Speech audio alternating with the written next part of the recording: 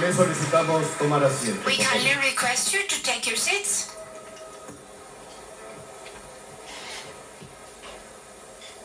Preside la 12ª Conferencia Internacional de Educación Postsecundaria Superior e Investigación de la Internacional de la Educación, el presidente constitucional de los Estados Unidos Mexicanos, licenciado Andrés Manuel López Obrador.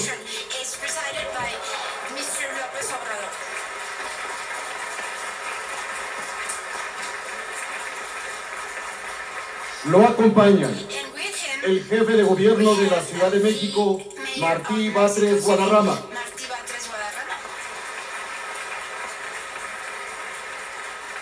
El secretario general del Sindicato Nacional de Trabajadores de la Educación de México, maestro Alfonso Cepeda Salas.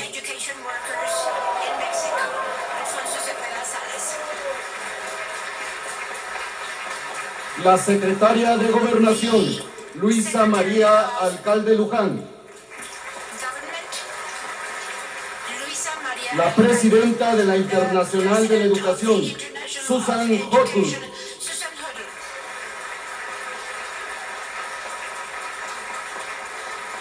La secretaria de Educación Pública, Leticia Ramírez Amaya. El secretario general de la Internacional de la Educación, David Edwards.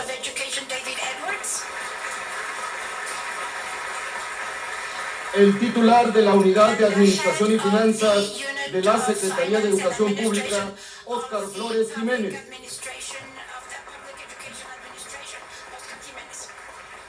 El vicepresidente para África del Comité Ejecutivo de la Internacional de la Educación y secretario general de la Unión Africana Sur del Magisterio Democrático, Mawena Maluleke. El director del Instituto Politécnico Nacional, Arturo Reyes Sandoval. Asimismo, damos la más cordial bienvenida a los delegados de los 178 países que en línea se encuentran con nosotros, a los integrantes del Comité Ejecutivo Nacional, a los integrantes de los órganos de gobierno de nuestra organización sindical y a los secretarios generales de las 56 secciones que integran el Sindicato Nacional de Trabajadores de la Educación en México.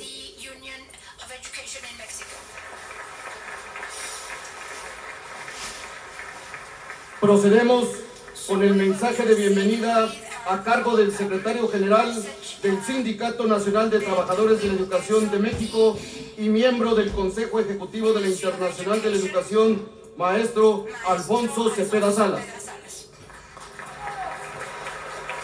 Gracias. Muy buenos días a todas y a todos. Hoy nos sentimos particularmente los maestros, las maestras, los trabajadores de la educación del Sindicato Nacional de México, particularmente honrados, privilegiados, porque está con nosotros el primer mandatario de la nación, que mucho apreciamos, a quien le tenemos un gran afecto. El Magisterio Nacional lo lleva en su corazón, al licenciado Andrés Manuel López Obrador, presidente constitucional de los Estados Unidos mexicanos. Y también nos sentimos privilegiados igual por la presencia de los dos más altos dirigentes de la Internacional de la Educación, nuestra muy apreciada Susan Hochul, presidente de la Internacional de la Educación, y de un gran amigo de México que vivió aquí en este país, que anoche no aceptó una invitación a cenar porque se fue a comer tacos de todos con un amigo que hizo aquí en México, David Edwards, secretario general de la Internacional de la Educación.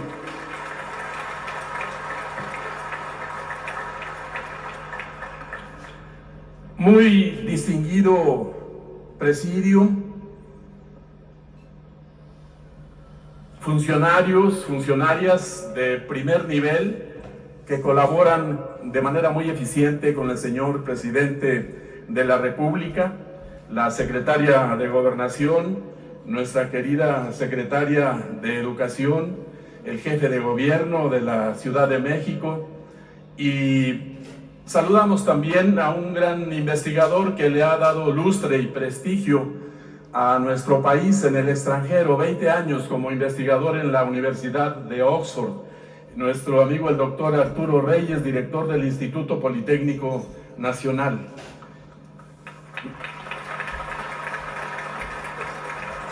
Recibimos al contador Óscar Flores, quien de manera atingente nos ayuda a solucionar tantos problemas que surgen todos los días de pago, de incremento, de mil temas que tienen que ver con los recursos financieros de la Secretaría de Educación Pública. Y saludamos también al doctor Luis Humberto Fernández Fuentes, titular de la Autoridad Educativa Federal en la Ciudad de México, a la maestra María Luisa Gordillo Díaz, directora general de Educación Normal y Actualización del Magisterio, y a la doctora Sofía Leticia Morales Garza, secretaria de Educación de Nuevo León. Gracias por acompañarnos. Maguena Maluleke es presidente de las maestras y maestros de Sudáfrica y también un gran amigo de los trabajadores de la educación de México. Quiero agradecer hoy la presencia también de los compañeros que son coordinadores regionales de la Internacional de la Educación, de dirigentes de las 383 organizaciones miembros de la Internacional, apreciables compañeras y compañeros de los órganos nacionales de gobierno de nuestro sindicato, así como secretarios generales de las secciones sindicales del país, muy respetables invitados y ponentes. Apreciamos la presencia de todos ustedes porque destacan en la escena internacional por su contribución a la lucha en favor de la defensa y el fortalecimiento de la educación pública y por su compromiso con el progreso, el bienestar y la independencia de sus naciones, así como con la preservación de los bienes comunes de la humanidad, la paz y el medio ambiente. Igualmente, agradecemos la asistencia de destacados ponentes que nos compartirán su experiencia, diagnóstico y visión sobre los temas, las tendencias y los desafíos claves relacionados con la educación postsecundaria, la educación superior y la investigación. A nombre del Sindicato Nacional de Trabajadores de la Educación de México, doy a todas y todos ustedes la más cordial de la bienvenida a este hermoso país. Nos da mucho gusto tenerlos entre nosotros con el propósito de tratar temas relevantes para la educación y para el futuro de los docentes de todo el mundo. Este espacio cultural, este espléndido espacio cultural que nos alberga, se engalana con la presencia del primer mandatario de México, el licenciado Andrés Manuel López Obrador, un presidente demócrata, férreo defensor de la escuela pública y un gobernante sensible a las grandes demandas de los trabajadores de la educación en nuestro país. Por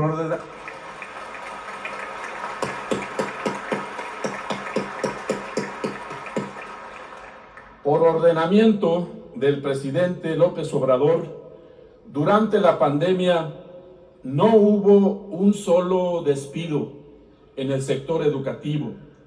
No se perdió una sola prestación y por el contrario, tuvimos incrementos salariales superiores al proceso inflacionario esos 2 años de la pandemia. Gracias, señor presidente. El personal de apoyo y asistencia a la educación en 2 años ha tenido un incremento del 74%. Y los compañeros docentes de plaza inicial en este año, el 15% en promedio. Una disposición directa del señor presidente. De un 10 a un 12% para educación media superior y superior, y hasta ahora, en lo que va de la gestión gubernamental del licenciado López Obrador, llevamos 950,000 basificaciones en todos los niveles educativos, dando certeza laboral a quienes fueron contratados de manera interina, por honorarios o por compensación. Por todo eso, otra vez, gracias, señor presidente. Compañeras y compañeros sindicalistas, las amenazas que actualmente impactan a la educación pública y la situación que vivimos los docentes a nivel global requieren que nuestras organizaciones profundicemos en el análisis, el intercambio de experiencias y actuar de manera unificada. A nombre del CENTE, expreso a la Internacional de la Educación nuestro más amplio reconocimiento por la cercanía y respaldo que ha mantenido hacia nuestras organizaciones. Reconocemos el importante trabajo que la Internacional desarrolla de manera continua para contribuir que hagamos frente a los retos educativos, a efecto de mejorar las condiciones de trabajo y de vida de los docentes. Aprovecho este espacio para felicitar a la Internacional de la Educación por los 30 años que está cumpliendo de su fundación. 3 décadas se dice fácil, pero son 30 años de perseverancia y trabajo que se traducen en el reconocimiento que hoy distingue a la Internacional a nivel mundial, y también en las 383 organizaciones que hoy la conforman y que representan a más de 32 millones de docentes y personal de apoyo educativo en 178 países y territorios. Esto da cuenta del compromiso de la Internacional de la Educación con el derecho humano a la educación, con la defensa de la educación pública, con la investigación para el bien público, con la vigencia de los derechos e intereses del personal docente y de apoyo educativo. Enhorabuena por estos 30 años de compromiso educativo y apoyo a la misión que cumplen nuestras organizaciones sindicales. Muchas felicidades. La temática de esta conferencia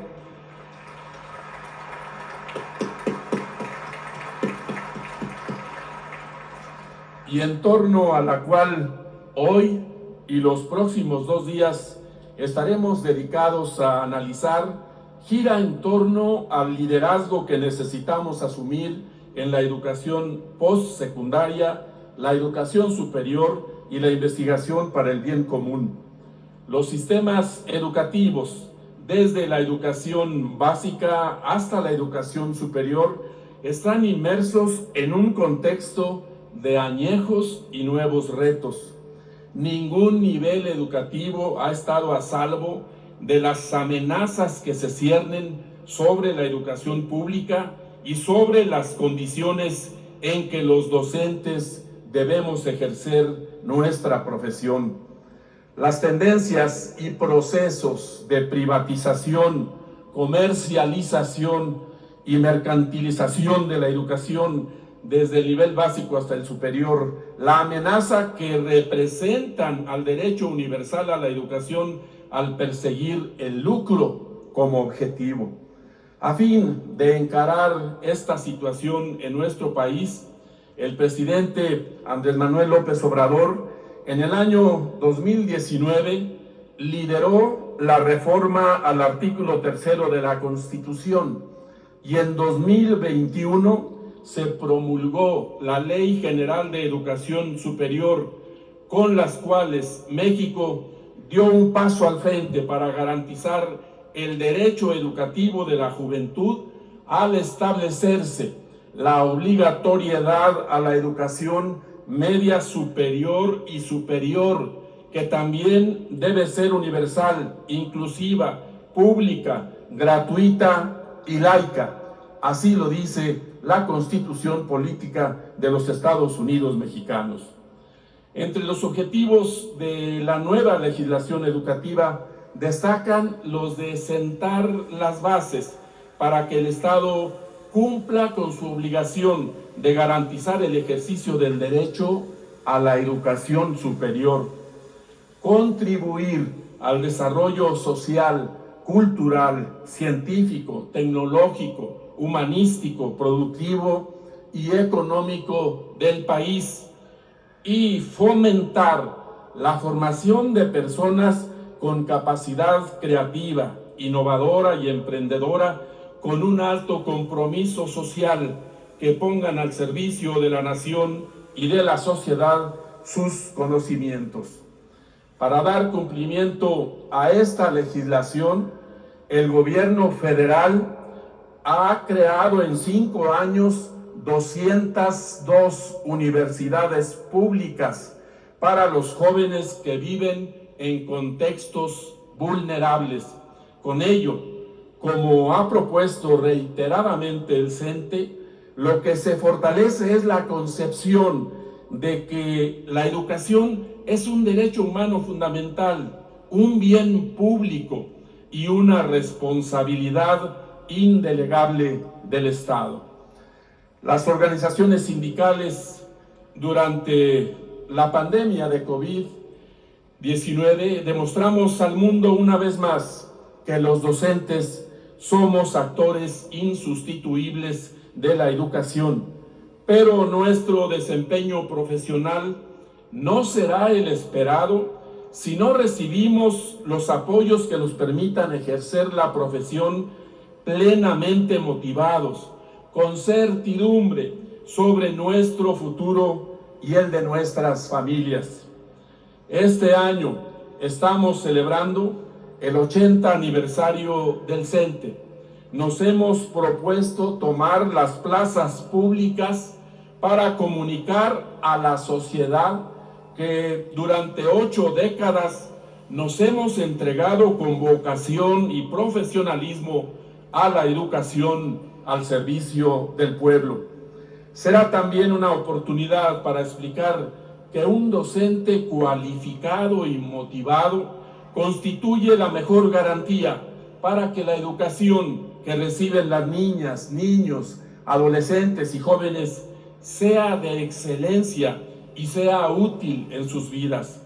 Bajo esa perspectiva, tenemos que multiplicar nuestros esfuerzos para defender los derechos de las y los docentes, para lograr que podamos cumplir con nuestras responsabilidades en las mejores condiciones posibles, en un marco de respeto, dignificación y aprecio social.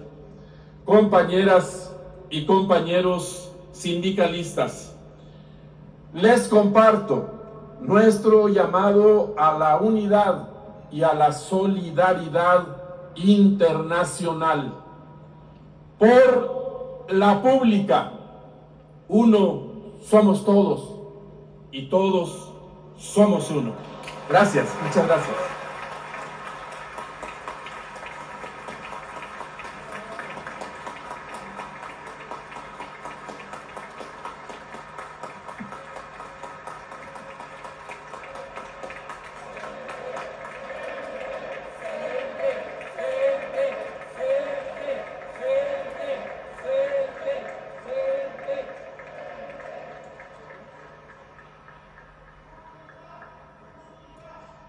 A continuación, hace uso de la palabra la presidenta del Consejo Ejecutivo de la Internacional de la Educación, Susan Hogwood.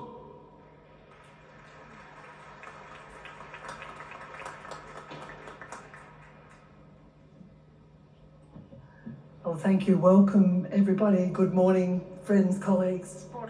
Estar aquí, amigos y colegas, principalmente al presidente de México, el señor Andrés Manuel López Obrador, el secretario del CENTE, Alfonso Cepeda, y claro, el secretario David Apples, el vicepresidente de África, Magwina Magleke, y claro, todos nuestros estimados dignatarios que se encuentran aquí, finalmente a todos ustedes, colegas y amigos, y nuestros líderes del sindicato.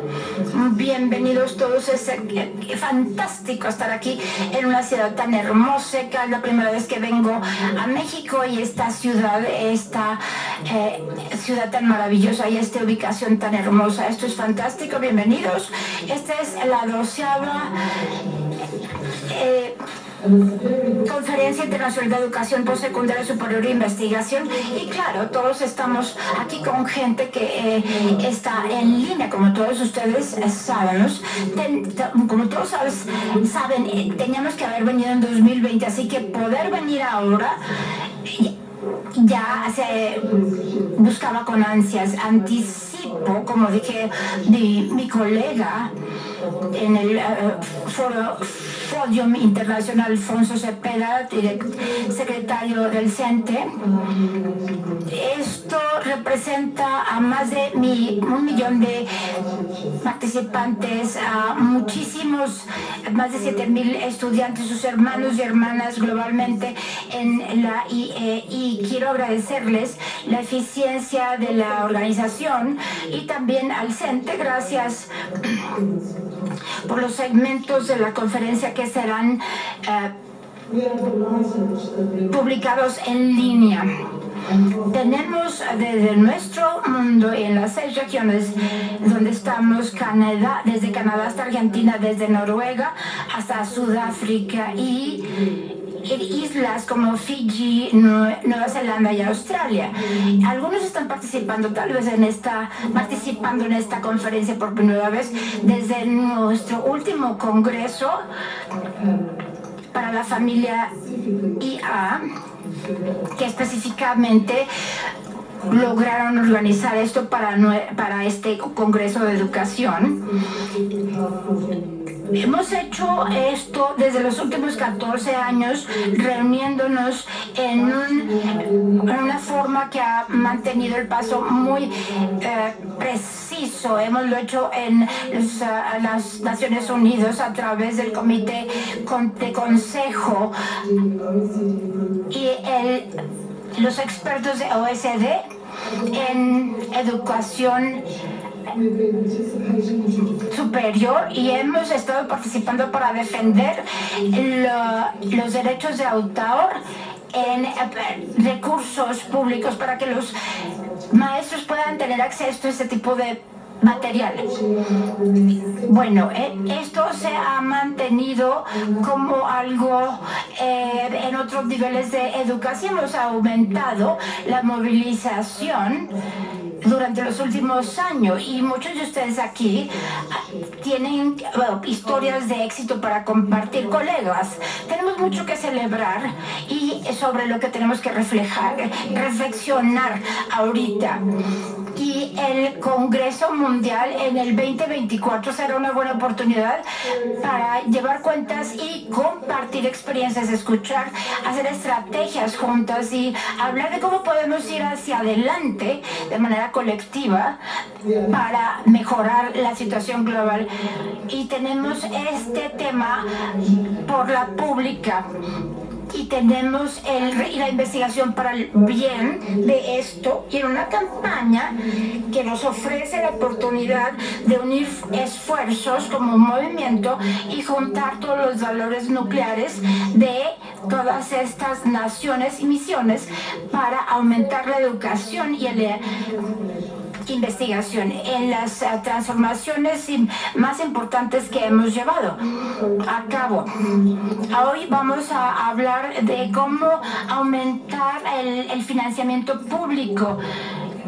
Esto es la cúpula de nuestra campaña, y es algo que se explicará más adelante. También es una preocupación central para la FED porque muchos de ustedes ya están tomando acción para no permitir las privatizaciones. Esta campaña por la pública, educación pública, es la siguiente etapa de algo que empezó hace 10 años por la campaña unida creando el sistema de salir adelante, sacar adelante todo esto, y con una campaña global que nos lleva a una igualación corporativa y irnos hacia el sector público buscando financiamiento. Como ustedes ya saben, esto no se puede llevar un rastreo. La gente joven y los adultos han sido excluidos de la educación con todo esto de la cuestión de la comercialización. Muchos de estos estudiantes no tienen los ambientes adecuados a maestros capacitados o los recursos de educación. Pero la predicción es que para el 2030 el 16% de este grupo de gente joven va a terminar su educación para obtener educación superior e investigación. En muchos casos, los fondos públicos no son suficientes. En algunos contextos, algunos no se les mantiene el rastro y no se está contando, ya no podemos seguir con este tipo de razonamientos. Estamos buscando a los proveedores de educación superior para que tengan igualdad y el acceso global para una educación internacional y superior, para que aumente y que ellos puedan competir entre ellos mismos, aumentar al personal educativo y tener institutos que generen sus propios ingresos y buscar así un financiamiento. Hoy vamos a buscar más este tipo de financiamiento y vamos a buscar cuáles serían las soluciones. Tenemos que buscar globalmente cuál sería la investigación para tener hallazgos iniciales que nos puedan llevar a esto y que nos hagan pensar en nuestra estrategia y que se alinee con nosotros al desarrollar esta campaña. Y viendo más allá, el tema del segundo día es poner los términos, poner cómo sería de llevarse a cabo esta educación. Ahora, esto se debe al soporte del mundo. Sabemos de las tendencias de privatización, pero las instituciones que se están llevando a cabo como negocios ya no se llevan a una gobernanza.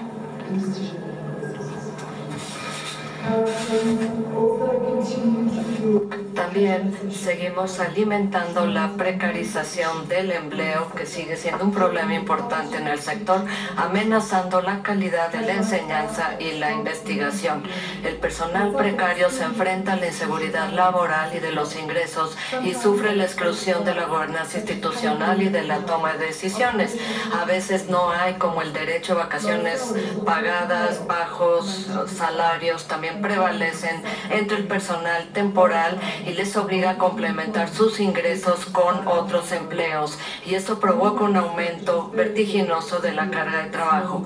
La razón por la cual nuestra reunión se retrasó estos 4 años en la pandemia de COVID, y agradezco al presidente de México.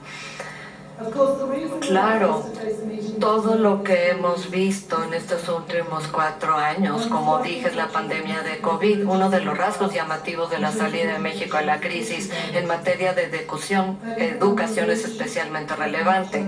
Bajo el liderazgo del maestro Cepeda Salas, más de 3/4 millón de trabajadores de la educación que antes tenían contratos temporales recibieron certificados de empleo permanente, lo que garantiza que no solo estabilidad y seguridad laboral, sino también salarios, beneficios y derechos. Por supuesto, colegas, la precariedad del trabajo está en una crisis emblemática en el sector de la educación superior. Mañana analizaremos las formas en que los sindicatos pueden responder y están respondiendo para luchar y mejorar los derechos y las condiciones de todo el personal. Por último, en el tercer día abordaremos el tema de educación e investigación para el bien público. Para que la misión pública de FHR se cumpla plenamente, estos sistemas de FHER tienen que ser financiados con fondos públicos y la libertad académica es fundamental. Es un derecho profesional fundamental del personal y esencial para la enseñanza y la investigación de calidad. En los últimos meses, la Internacional de la Educación ha estado colaborando con otros socios internacionales en el marco de un grupo de trabajo sobre libertad académica para desarrollar principios para evaluar y promover la aplicación de la libertad académica en la práctica. Colegas, sé que esperan estos 3 días con tanta ilusión como yo. La nuestra es una oportunidad única para conectarnos y establecer contactos, aprender de las experiencias mutuas y hacer estrategias juntos sobre cómo podemos construir el poder sindical a nivel nacional e internacional para promover nuestra agenda. En la intersección de cada tema se encuentra el Centro de Solidaridad, que es nuestra federación, y la movilización de nuestra membresía.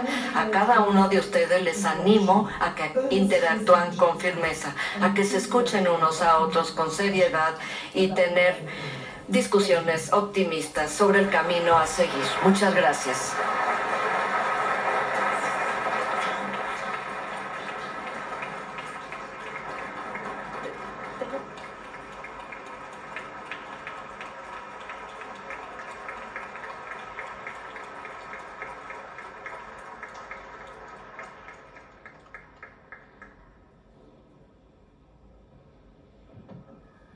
Estimado público, escuchemos el mensaje que nos dirige el presidente constitucional de los Estados Unidos mexicanos, licenciado Andrés Manuel López Obrador.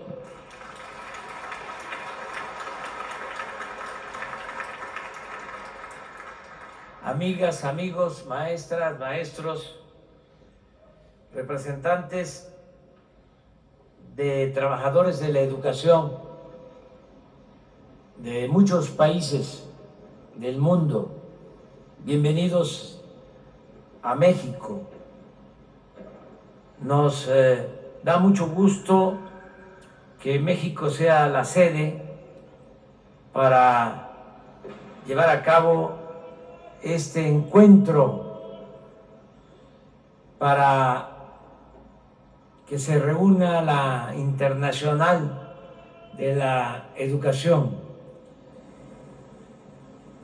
En México tenemos una historia muy fecunda en cuanto a la educación pública. Nosotros en México somos herederos de un movimiento revolucionario que comenzó en 1910. Es la primera revolución social que se lleva a cabo en el mundo. Y esa revolución que se origina por las condiciones de injusticia, de opresión que existían por un largo periodo dictatorial, aún con el sacrificio que significó, porque perdieron la vida 1 millón de mexicanos por la violencia, por las pandemias, por el hambre. Gracias a esa revolución se logró elaborar una constitución de avanzada que contempló los derechos fundamentales del pueblo de México. 3 artículos básicos se aprobaron en la Constitución de 1917. El artículo 27 de la Constitución, que establece el derecho de los campesinos a la tierra, bajo el lema de que la tierra es de quien la trabaja, de Emiliano Zapata. Él fue el que utiliza este principio. También en ese artículo se establece algo único: el dominio de la nación sobre nuestros recursos naturales.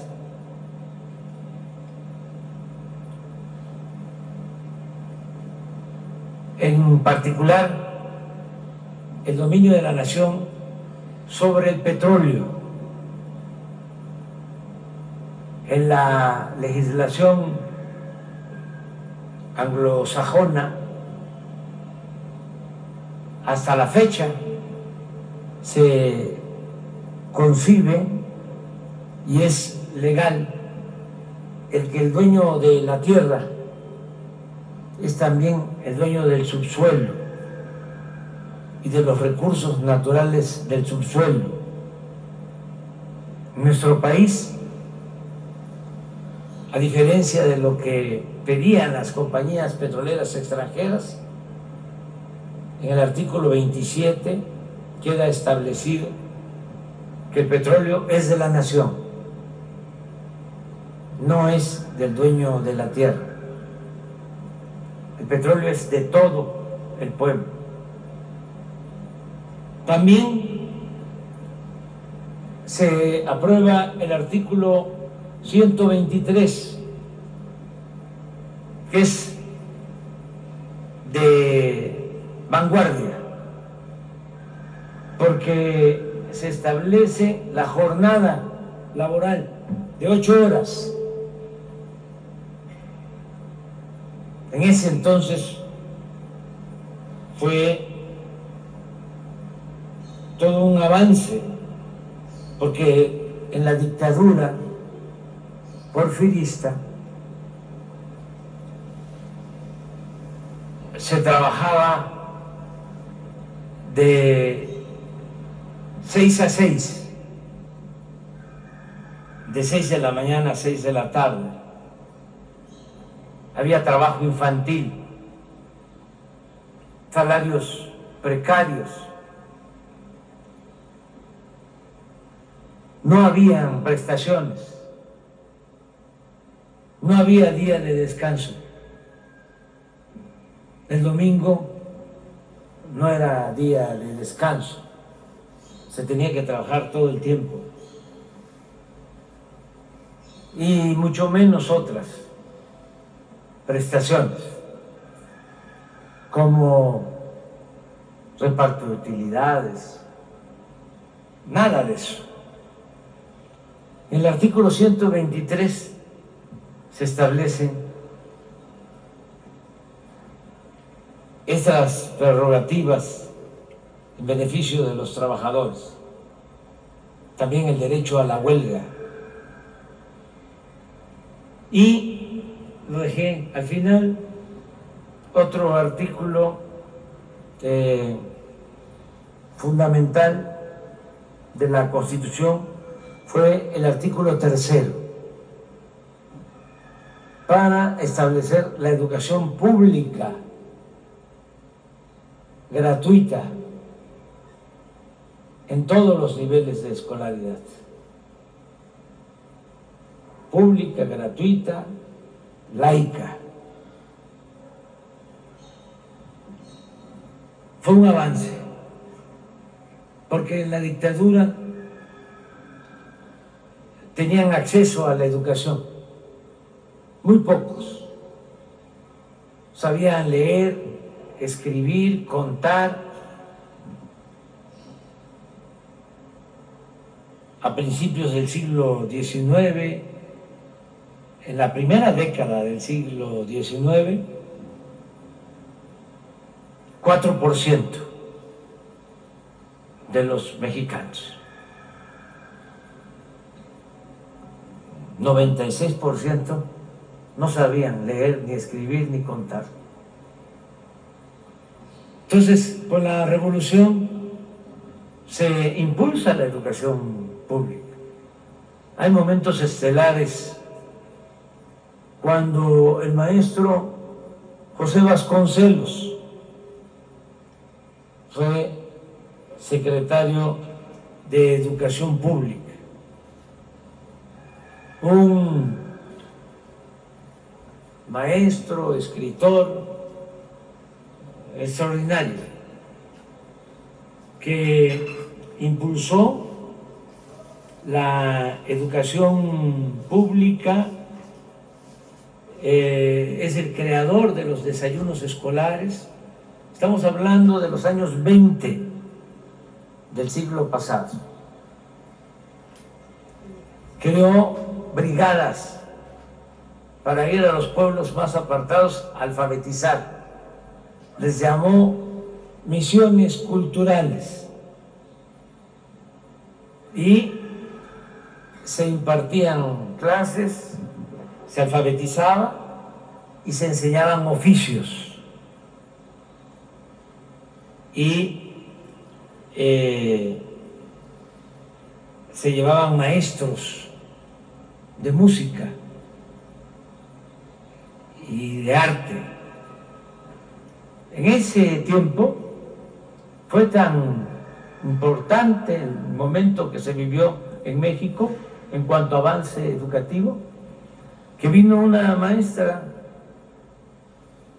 de Chile,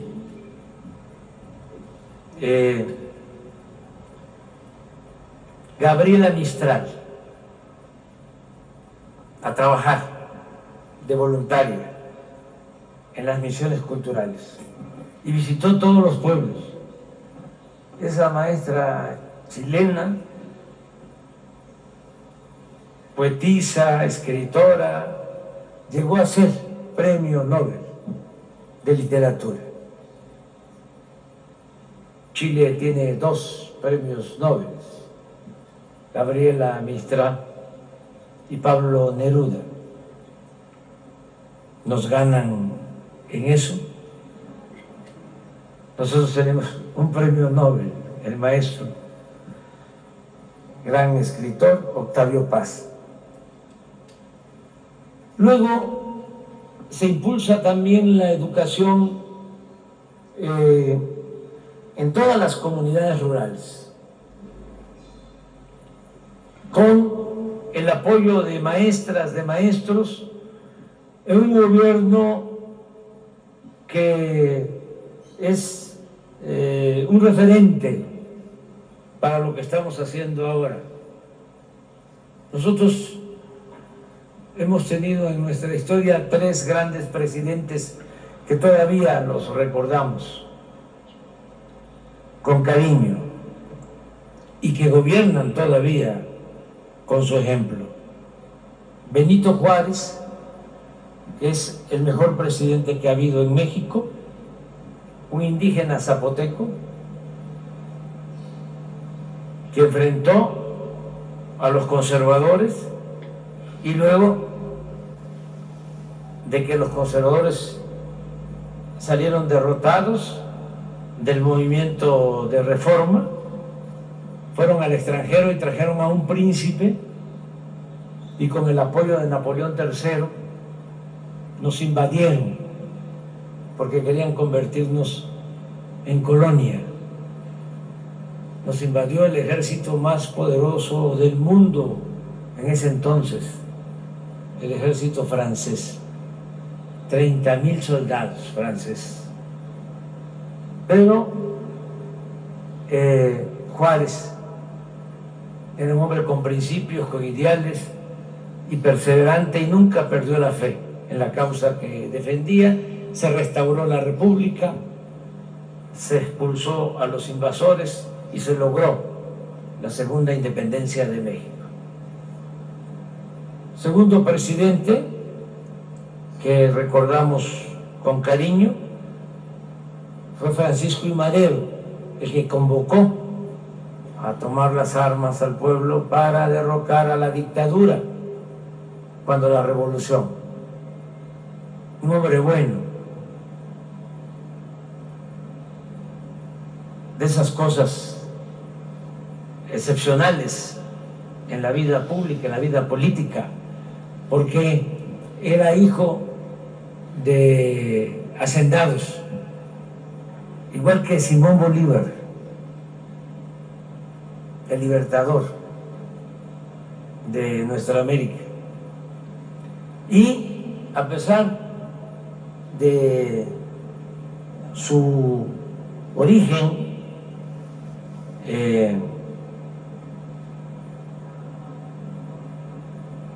aristocrático, por la educación, porque estudió en Francia, estudió en la Universidad de Berkeley, lo mismo que Bolívar, que gracias a estudiar en Europa y a sus maestros,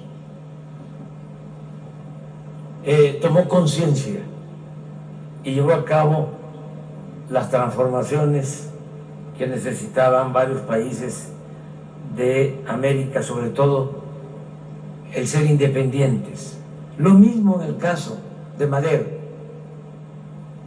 Él llama al pueblo para derrocar a Porfirio Díaz y a establecer una auténtica democracia.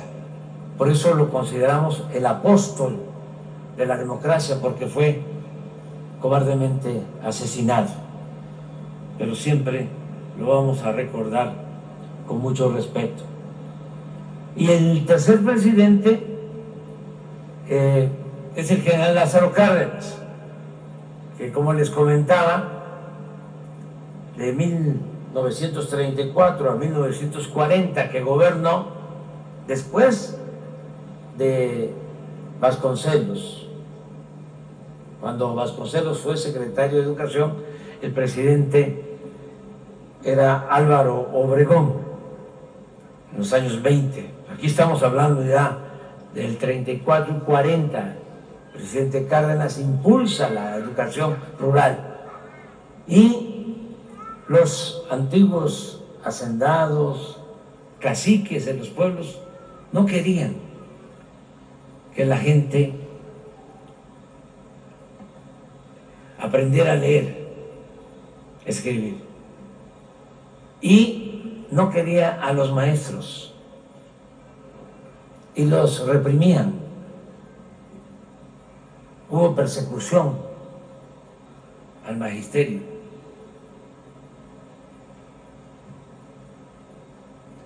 Les cortaban las orejas. No querían a los maestros. Y el general Cárdenas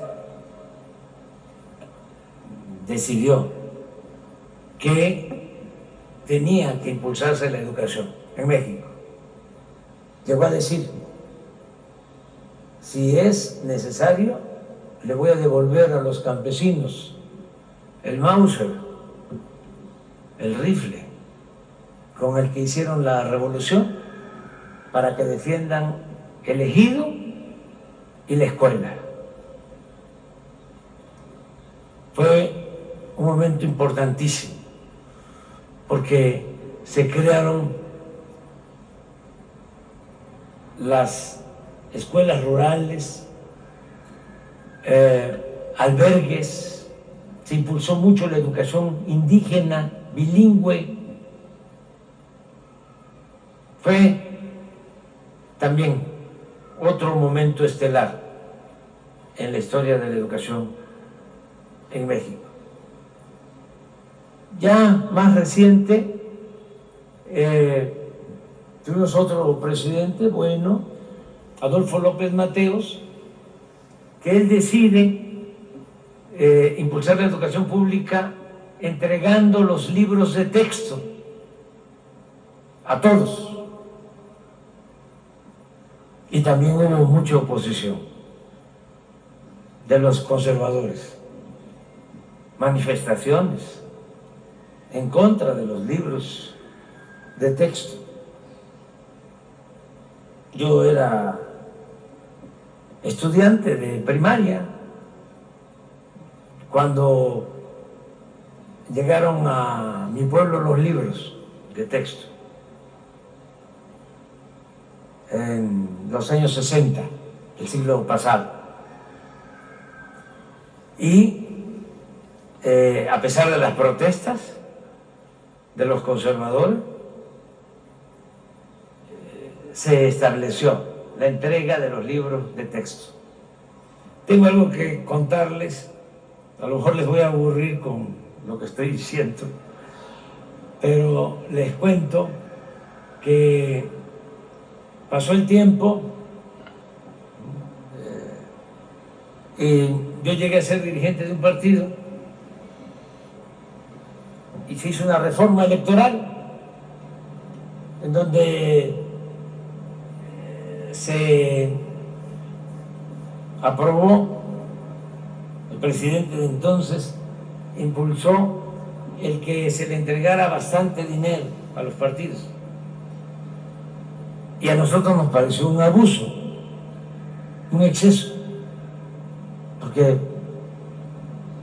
el partido que yo dirigía tenía en ese entonces 3, 4, 5 millones de pesos de financiamiento público. Y de repente con la reforma ya iba a llegar la prerrogativa a 200 millones. Entonces nosotros nos opusimos, no votamos por esa ley y me dijo el presidente de ese entonces, le voy a ver cobrando el cheque. Y sí, se aprueba la reforma y llega el cheque y ¿qué hacemos?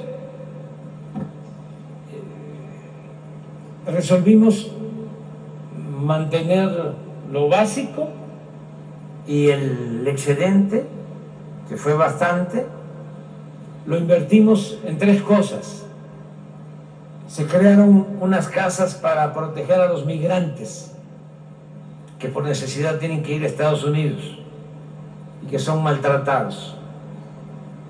Segundo, se creó un fideicomiso para apoyar a viudas y a huérfanos, porque en nuestro movimiento, nosotros venimos de la oposición, asesinaron a muchos dirigentes de nuestro movimiento y se entregaban estos apoyos a las viudas, a los huérfanos. Y lo tercero es que ya empezábamos a gobernar algunos municipios del país y decidimos entregar de manera gratuita los libros de secundaria, porque era gratuito el libro de texto de primaria, preescolar y primaria, no el de secundaria. Esto 1997, hace relativamente poco, 97, 98. Entonces empezamos a distribuir, donde gobernamos gratuitamente los libros de secundaria, y se enoja el presidente Zedillo de ese entonces y le da instrucciones al secretario de Educación Pública de que se vuelvan gratuitos, que se entreguen gratuitos todos los libros de secundaria para las escuelas públicas.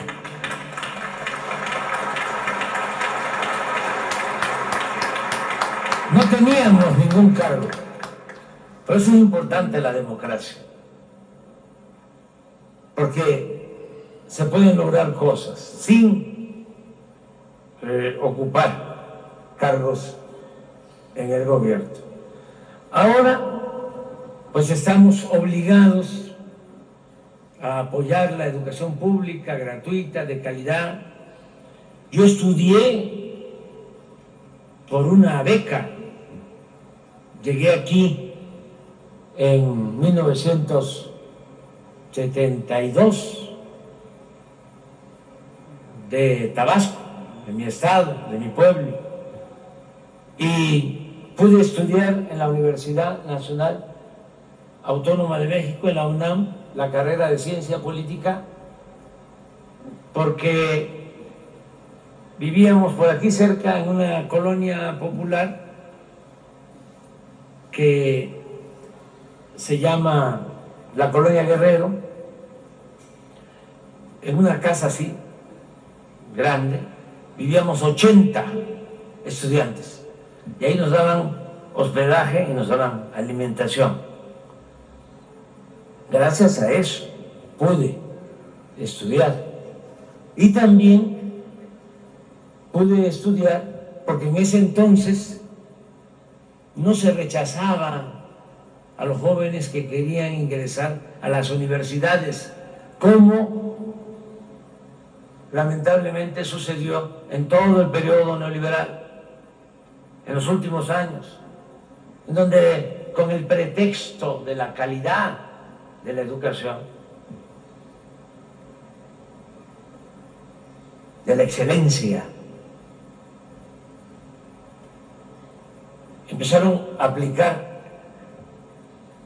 exámenes de admisión para rechazar a los jóvenes, porque querían en el fondo impulsar la educación privada, poner la educación al mercado, como si fuese una mercancía, para que estudiara el que tuviese para pagar colegiatura.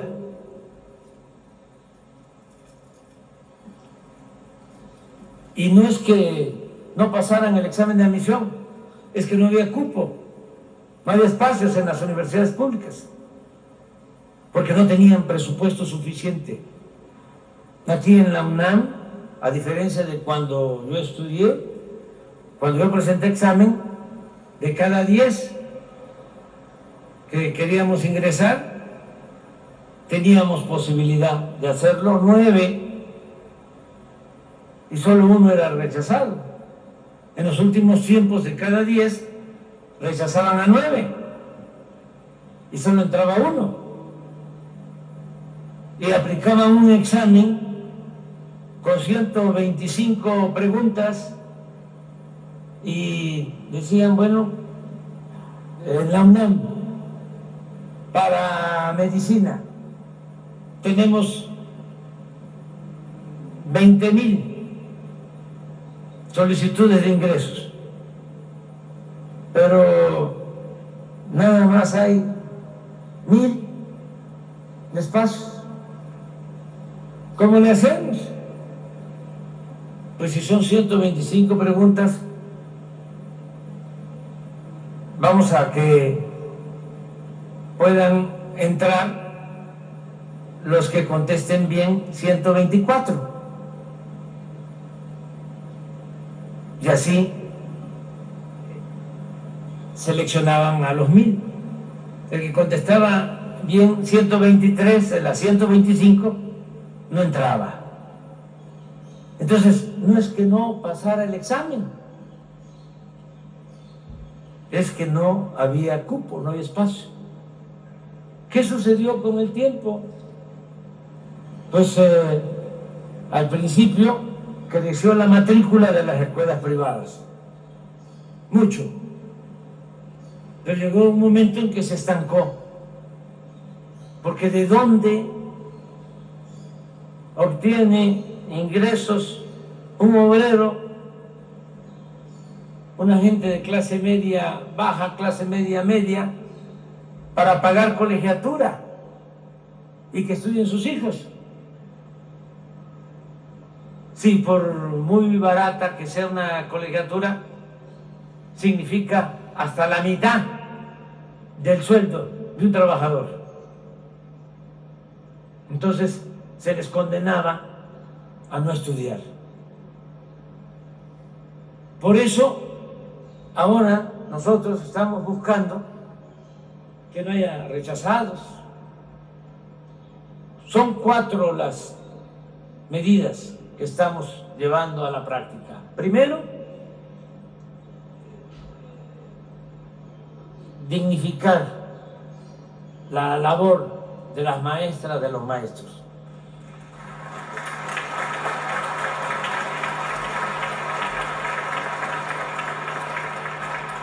Porque querían imponer la llamada reforma educativa, que no es más que privatizar la educación. Y nosotros sostenemos que la educación no es un privilegio, es un derecho del pueblo.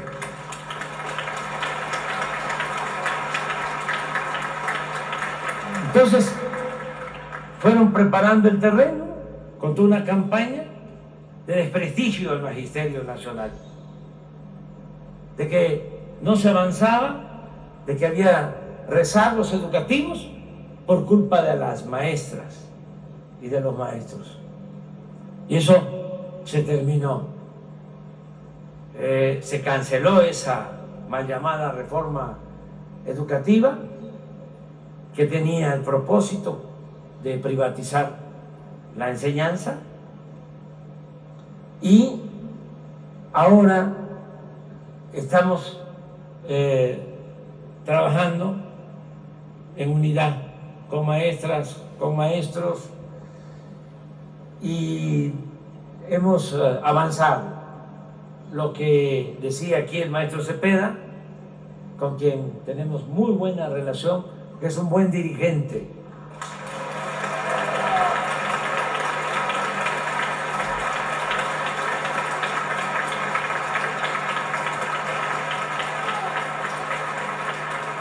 Hicimos 3 acuerdos, bueno, ni siquiera le quiero llamar compromiso, pero ya llevamos 2, falta uno que ese está más complicado, pero en eso vamos.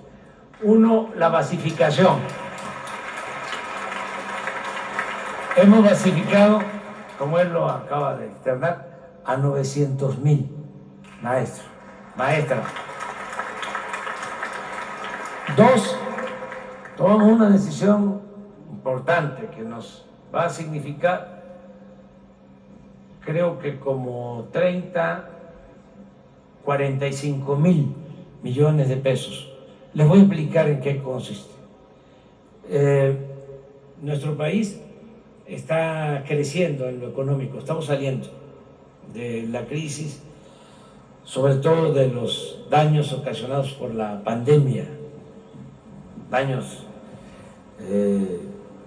humanos y daños materiales. Se nos cayó la economía, lo que pasó en todo el mundo. Nosotros aplicamos una política muy especial. No le hicimos caso a las recetas de los organismos financieros internacionales, que ellos en épocas de crisis lo primero que hacen es rescatar a los de arriba. Y tienen el cuento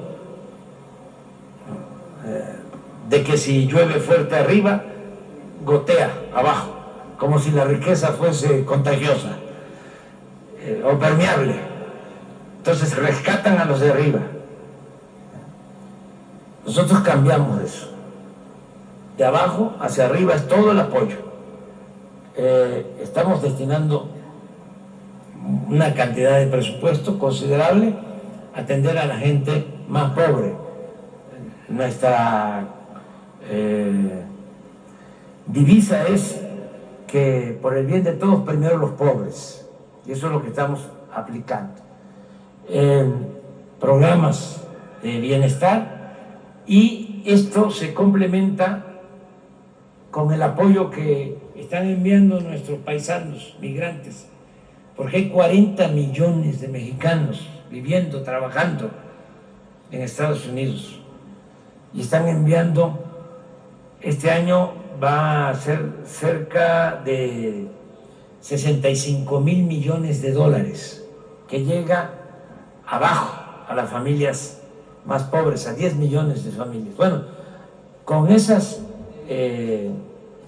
remesas y con todo el programa de bienestar que le está llegando de manera directa a 25 millones de familias, lo que estamos destinando del presupuesto, con eso evitamos la crisis de consumo y se salió adelante. Afortunadamente nadie padeció de hambre, siempre la gente tuvo para lo básico en los momentos más difíciles. Por eso salimos bien. Luego tenemos otra circunstancia favorable. Dicen que cuando hay virtud hay suerte, y la suerte cuenta mucho. Antes, ese dictador Porfirio Díaz, que apostó no mal en política exterior a diversificar las relaciones, decía que no había que poner todos los huevos en una canasta, y se le atribuye la frase de pobre México, tan lejos de Dios y tan cerca de Estados Unidos. Y ahora nosotros decimos, bendito México, tan cerca de Dios y no tan lejos de Estados Unidos. Porque tenemos un tratado económico comercial. Nos costó también convencerlos de que era importante la integración económica, y ahora está llegando mucha inversión extranjera a México. Somos el principal, esto se logró en los últimos años, socio comercial de Estados Unidos.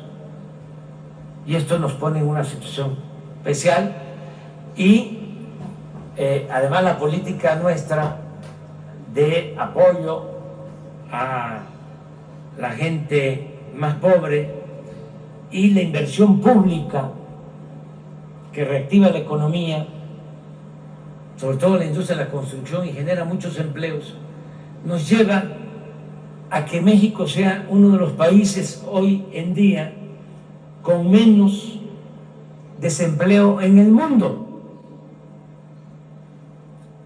Tenemos afortunadamente ocupación, y han aumentado los salarios. Desde que llegamos, el salario mínimo ha aumentado 90% en términos reales, y en la frontera casi 150%, el mínimo. Pero en los salarios promedio de los obreros también, por la misma circunstancia de crecimiento económico. Y tenemos récord, ahora hay 22 millones de obreros inscritos en el Seguro Social, que están recibiendo en promedio 16,000 pesos mensuales. Los 22 millones de trabajadores de la economía formal. ¿Y qué sucedía?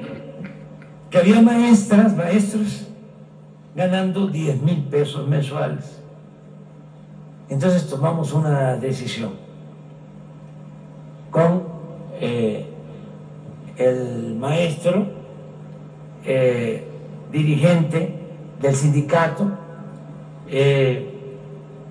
con el maestro Cepeda, de que el mínimo para un trabajador de la educación siempre va a ser la media de lo que ganen los trabajadores en México, es decir, de 10,000 a 16,000 pesos. Mínimo. Y lo tercero, eso está más complejo.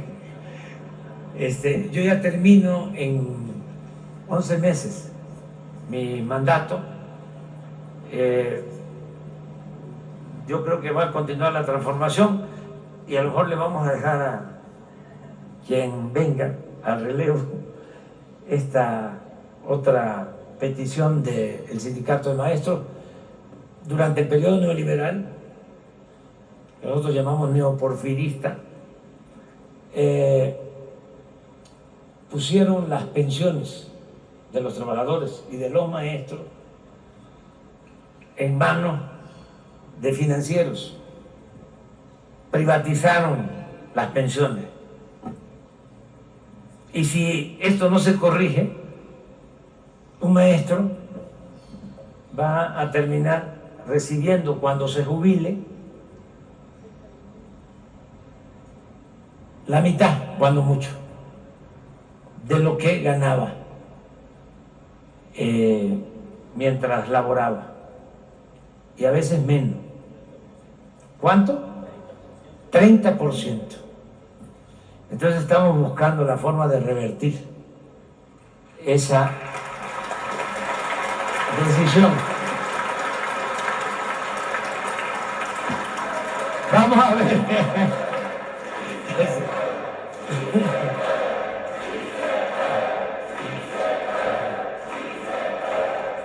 Vamos a ver, porque es un asunto también de responsabilidad, que yo puedo decir sí, y nada más nos queda a nosotros el año próximo, pero hay que ir aportando para revertir esta contrarreforma en lo laboral. Pero en fin, ¿qué otra cosa hacemos? Ya termino porque ya... Lo que pasa es que estoy muy contento de estar aquí con ustedes. Ya termino. Miren, acabamos de elaborar los nuevos libros de texto, nuevos contenidos. Hubo también protestas, pero ya logramos distribuirlos en 30 de los 32 estados del país. Ya son nuevos los contenidos, sí las matemáticas, sí la ciencia, pero no hacer a un lado el humanismo. Necesitamos que regresen a los libros la historia, la ética, el civismo, que eso sea el tronco común de la enseñanza. Y que de ahí vengan los científicos, pero que primero queremos muy buenos seres humanos, hombres, mujeres con dimensión social, que como se decía antes, se le atribuye a un filósofo, un maestro, que nada humano no sea ajeno. Eso tiene que ser la base para los contenidos educativos. Lo tercero que estamos haciendo es que por primera vez estamos entregando de manera directa presupuesto a las sociedades de madres y de padres de familia. Les llega su presupuesto, sin intermediación, para que en las asambleas de madres, de padres de familia, se decida qué hacer con el dinero que les llega, para darle mantenimiento a las escuelas. Se llama el programa La Escuela es Nuestra. Vamos a llegar el año próximo a entregar a 130,000 escuelas presupuesto para el mantenimiento. Y lo último es decirles que estamos muy contentos porque se estableció un sistema de becas preescolar, primaria, secundaria, medio superior y superior. En el caso de educación básica, preescolar, primaria y secundaria, son 6 millones de becas. Esto nunca se había llevado a cabo en el país. En el caso del nivel medio superior, bachilleres, preparatorias, 4 millones de becas.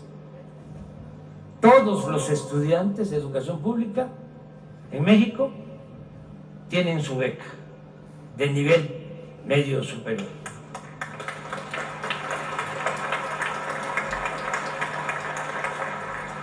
Pueden ver las estadísticas y en el nivel básico y en el nivel medio superior ha disminuido considerablemente la deserción escolar.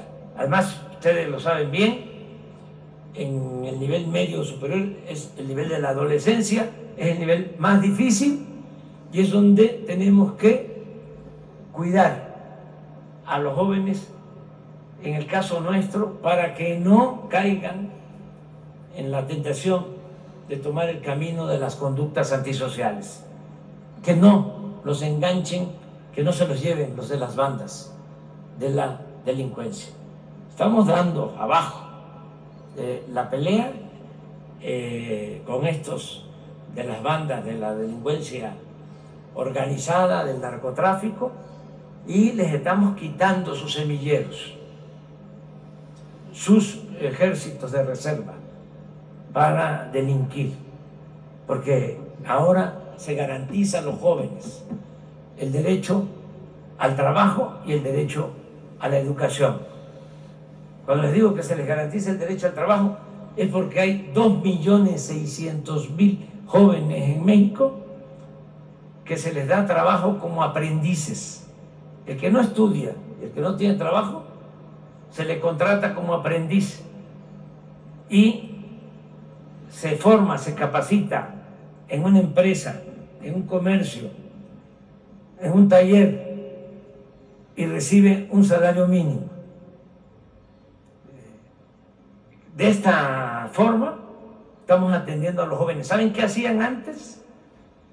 Llamarles despectivamente ninis, que ni estudian ni trabajan, de manera discriminatoria, pero nunca volvieron a ver a los jóvenes. En 6 gobiernos anteriores, 30 años antes del gobierno nuestro, la inversión a los jóvenes de todos los programas de gobierno sumó 7,000 millones de pesos.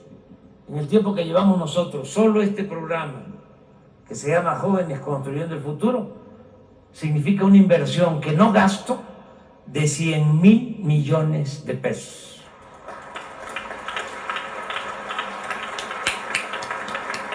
Y son 12 millones de becas de nivel básico, medio superior, son casi 500,000 becas, mucho más de los que estudian en la UNAM, que es la universidad más importante de México y más grande en cuanto al número de alumnos, igual que el Politécnico, para que no se vaya a sentir aquí mi maestro. Y becas de posgrado, 12 millones de becas. Entonces, recapitulando, es apoyar a los maestros, nuevos contenidos en los libros de texto, la escuela es nuestra y becas para los jóvenes. ¿Y cómo hacemos todo esto? ¿Cómo logramos tener presupuesto? México tenía un problema, padecíamos algo peor que una pandemia, una peste. México padecía de corrupción. Entonces había una élite, una oligarquía, una pandilla de rufianes que se dedicaban a saquear al país. Y eso se acabó. Lo cortamos de tajo. y ahora todo lo que se tiene se distribuye con justicia. Y por eso la gente está muy contenta en México y también nosotros estamos muy contentos de tenerles aquí. Muchas gracias. Procedemos a la declaración de la apertura de la 12ª Conferencia Internacional de Educación Postsecundaria Superior e Investigación a cargo del licenciado Andrés Manuel López Obrador, presidente constitucional de los Estados Unidos mexicanos.